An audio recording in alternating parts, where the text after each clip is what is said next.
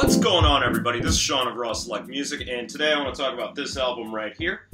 This is Yussef Kamaal's Black Focus, an album that came out on Brownswood Recordings in 2016. I've been looking forward to listening to this album since I first heard about it back in 2016. But for whatever reason, the record-buying public in Japan latched onto this album, and it had been sold out for the longest time. But around, I can't remember if it was late last year or earlier this year, it finally came back into stock, and since I've been on something of a modern jazz kick, I thought I'd give it a listen. And I'm pleased to report that it's a pretty solid album that isn't quite as good as I expected it to be, but it's still definitely worth a listen and definitely worth your time.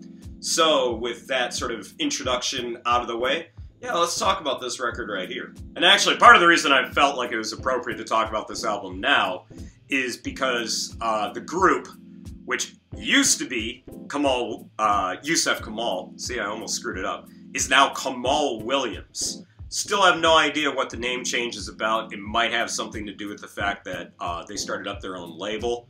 This was released on like I said, Brownswood Recordings, which is Giles Peterson's label, and I think they're starting up their own label called Black Focus, which is the name of this album. So trying to keep all of that straight is a little tedious, to say the least, but I am looking forward to checking out that new album, and from what I've heard from this album, I'm pretty sure that at the very least, the new album will be pretty solid. But anyways, all that confusion aside, let's actually jump into the music on this.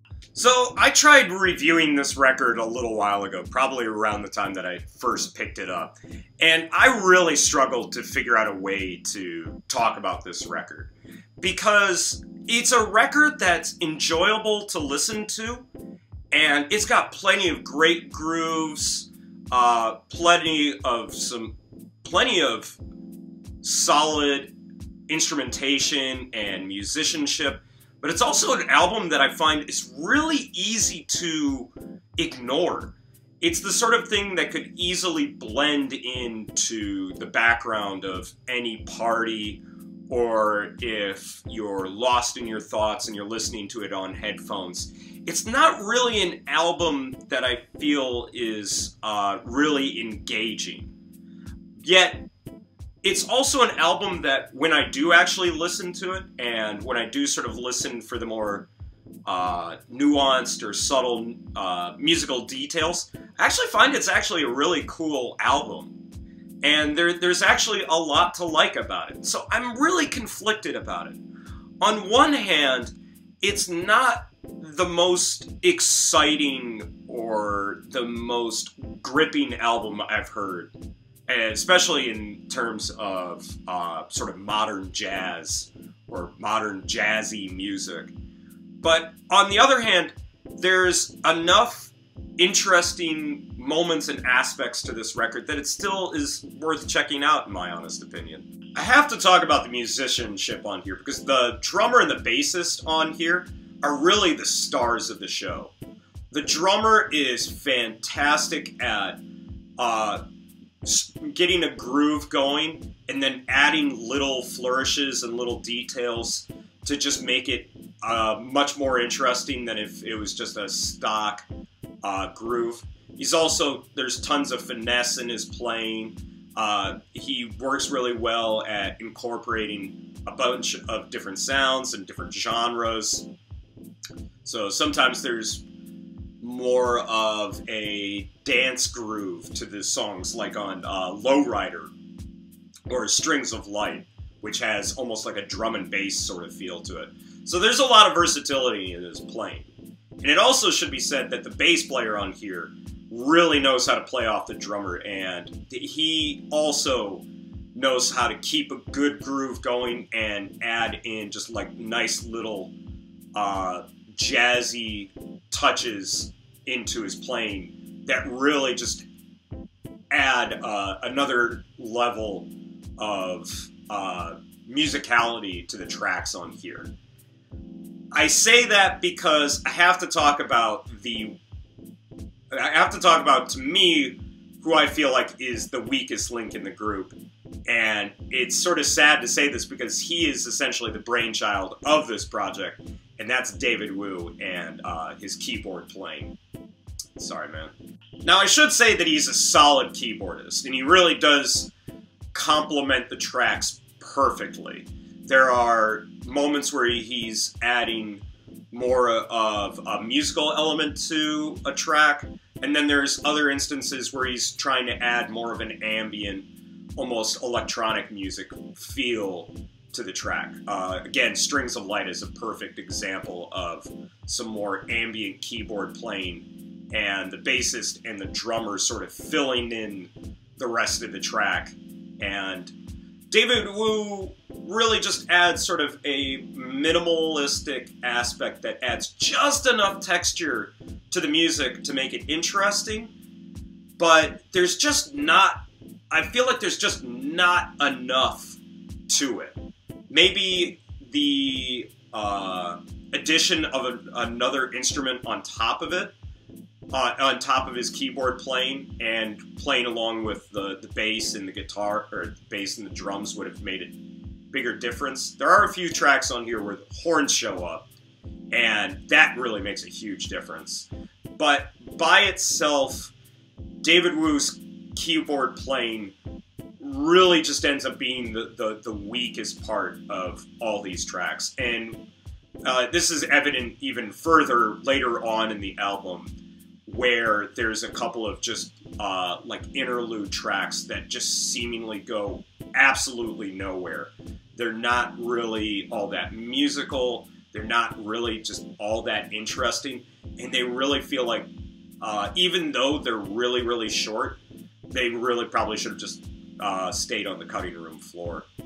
But that being said, when David Wu is on point, he really does add something to the music, and he definitely gives another layer of texture and something, an interesting musical element. But overall, I definitely feel like he's the weakest one out of this group. Which honestly leads me to my biggest complaint about this record. Now, I did say that I do recommend this record, and I do really like it. It is great for when you need something to just sort of fill in the empty space in the background. But I have to say, the one thing I feel like this record is really missing is a sense of dynamics. And as much as I hate to compare other records to this, I feel like the perfect example of a group that does this sort of sound better than these guys is Bad Bad Not Good. And all of Bad Bad Not Good's songs, while you could probably make the claim that they just feel like extended jams, Bad Bad Not Good really understand how dynamics are so important to a song. Loud, soft, coming together and really creating a crescendo. There's always something interesting going on in a Bad Bad Not Good track. And that is definitely a review that I have to get to at some point. Here I feel like a lot of the tracks are just extended jams that don't necessarily go anywhere. There are no big crescendos, there are no big build-ups towards like a huge musical payoff. A lot of it is establish a motif, play around with it, maybe do a couple of chord changes, and then just keep it going for however long the track goes on for. And some of the tracks on here are pretty lengthy. Some of them range between 6 to 9 minutes. And I just don't feel like these tracks end up really going anywhere. They've got a nice groove to them. They've got a nice feel to them. Again, I can sort of vibe out to them. But in terms of, like I said early on at the beginning of this video, in terms of it really having something like a really engaging moment or a really engaging element, it's just not really there, and I often find myself drifting as I'm listening to this record.